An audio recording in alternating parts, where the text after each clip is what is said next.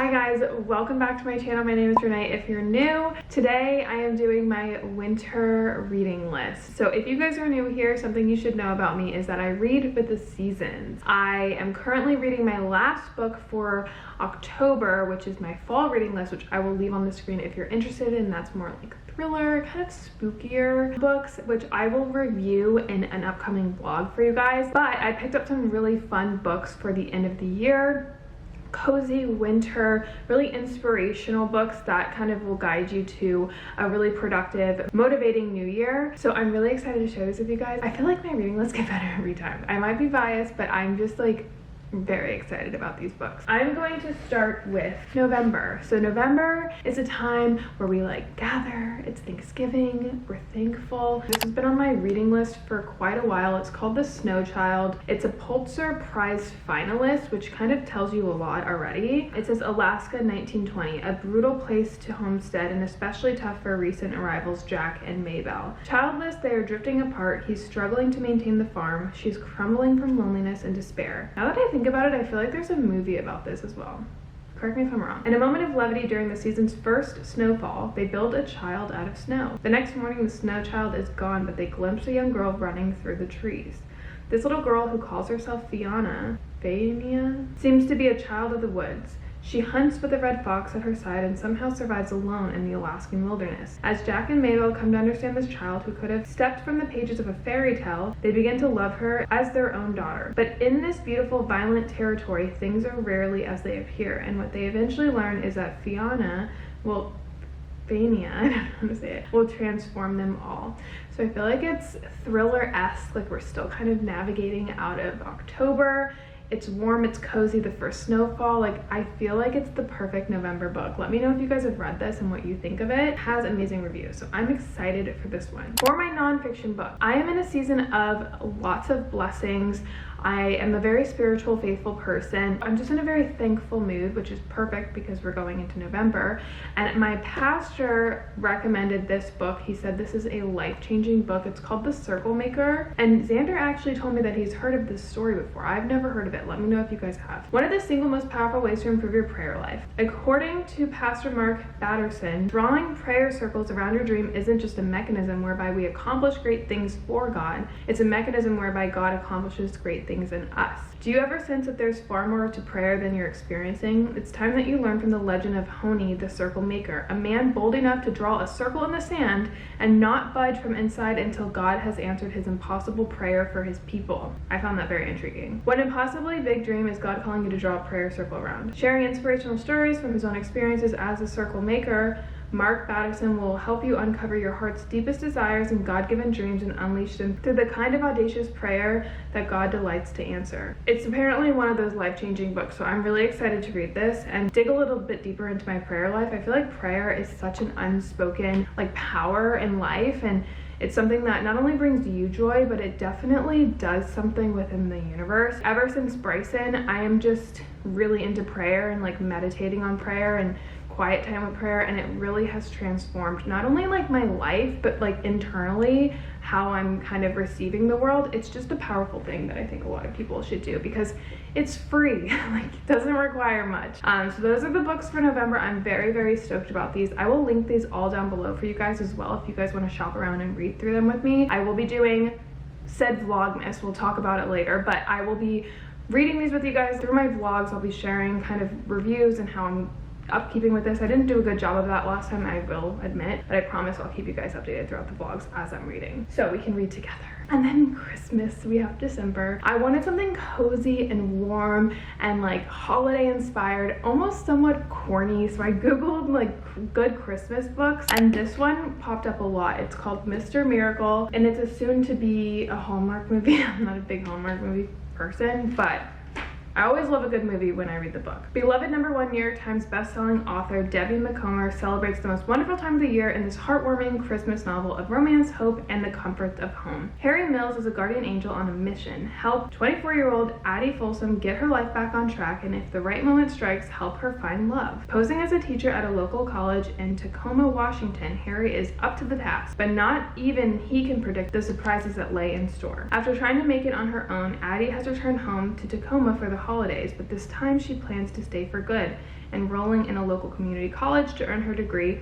What she doesn't plan to do is run into Eric Simmons. Addie and her next door neighbor, Eric, are like day and night. Growing up, he was popular and outgoing while she was rebellious and headstrong, and he never missed an opportunity to tease her. Now she intends to avoid him entirely, yet when they're suddenly forced to spend Christmas together, Addie braces for trouble. Perhaps it's the spirit of the season or the magic of the mistletoe, but Addie and Eric soon find that they have much more in common than they thought, and the two people who seem to do wrong for each other may actually just be right. With a little prompting from a certain angelic teacher, the two are in for a holiday miracle that they'll never forget. Just a cozy book. And then for my nonfiction, we're going into the new year. I like to be motivated. I want to be inspired. I want something to kind of like zap me into the perfect mindset for 2024. I cannot believe that's like the year we're going into. It just sounds unreal. Stolen focus. So as you guys know, I've been really trying to hunker down on social media and do things that create inspiration, and like it's a whole thing. But basically I deleted my Instagram. I'm deleting apps as I go. I'm trying to stick to one or two and just kind of limit my screen time unless it's giving me or someone else, the viewer, some sort of gain. And so I found this book about that. It's called Stolen Focus: Why You Can't Pay Attention and How to Think Deeply Again. And I'm not going to go too deep into it, but I've heard even through our children, like screen time is really affecting their mindset. So it's something that I think is very valuable for a parent and also for someone who is really kind of seeing the repercussions of social media and what that does to you. In the United States, teenagers can focus on one task for only 65 seconds at a time, and the office workers average only 3 minutes. Like so many of us, John Harry was finding that constantly switching from device to device was a diminishing and depressing way to live. He tried all sorts of self-help solutions, but nothing seemed to work, so Harry went on an epic journey across the world to interview the leading experts on human attention, and what he discovered was that everything we think we know about the crisis is wrong. Someone said, read this book to save your mind. We think our inability to focus is a personal failure to summon enough willpower to ignore our devices. The truth is even more disturbing.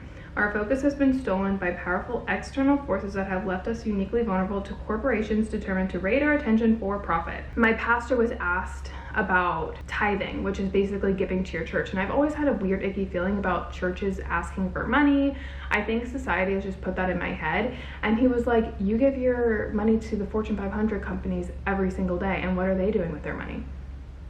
Making more. Just something to like zone in on. Harry found that there are 12 deep causes of this crisis, from the decline of mind wandering to rising pollution, all of which have robbed us of our attention. In Stolen Focus, he introduces readers to Silicon Valley to learn to hack human attention, and veterinarians who diagnose dogs with ADHD. He explored a favela in Rio de Janeiro where everyone lost their attention in a particularly surreal way, and an office in New Zealand that discovered a remarkable technique to increase workers' productivity. Crucially, Harry learned how we can reclaim our focus as individuals and as a society. Stolen Focus will transform the debate about attention and finally show us how to get it back. I'm excited for this. I feel like it's going to be a very eye-opening book and keep me on the right path going into the new year. As for January, the first month of the year, I wanted to start it with a bang. So I know that this is a really good book. I've heard it's like a mind twist and you're just like, whoa, what did I just read? So I wanted to start off strong. I have a feeling I know I'm gonna like this one. It's called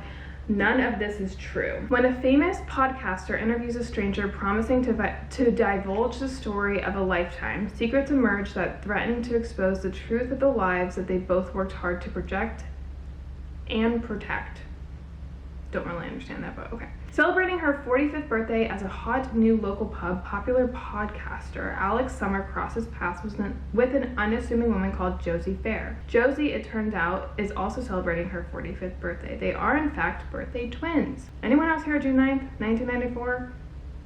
Birthday twins. A few days later, Alex and Josie bump into each other again, this time outside of Alex's children's school. Josie had been listening to Alex's podcast and thinks she might have an interesting subject for her series. She is, she tells Alex, on the cusp of great changes in her life. Josie's life appears to be strange and complicated, and although Alex finds her unsettling, she can't quite resist the temptation to keep going on the project. Slowly, she starts to realize that Josie's hiding some very dark secrets, and before she knows it, Josie has indulged her way into Alex's life and into her home. But as quickly as she has arrived, Josie Fair disappears. Only then does Alex discover that Josie has left a terrible and terrifying legacy in her wake.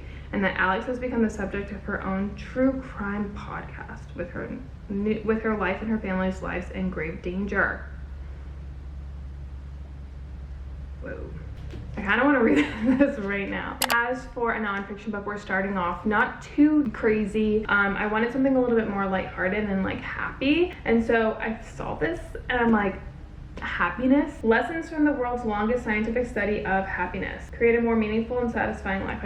That just like pulled me in. What makes for a good life? A fulfilling and satisfying life. A happy life? The answer, relationships. Already love it. The longest scientific study of happiness ever conducted, supported by many other studies, shows that strong relationships make for a good life. Good relationships keep us healthier and happier. What kind of relationships? All kinds. Marriages and long-term partnerships, families, friends, work colleagues, friendships made in places of worship, on the playground or the tennis court, in a book club, at a community gathering. Good relationships can be made anywhere and any time in our lives. As we have seen during the pandemic, personal relationships gives us resilience and provide happiness and meaning. The Good Life brings together science and personal stories to show how connections with others build a foundation for our well-being. It includes advice on how to make, keep, and strengthen relationships. It is the book we need now more than ever. So, those are our end of the year / winter books. Like I said, I will leave them all linked down below. I will leave them down below for you guys. I hope that you guys got some sort of reading inspo. I kind of literally want to go sit on the couch right now and just finish my October book so I can start these. But thank you guys so much for watching. I love you so much, and I will see you guys all in a future video. Bye.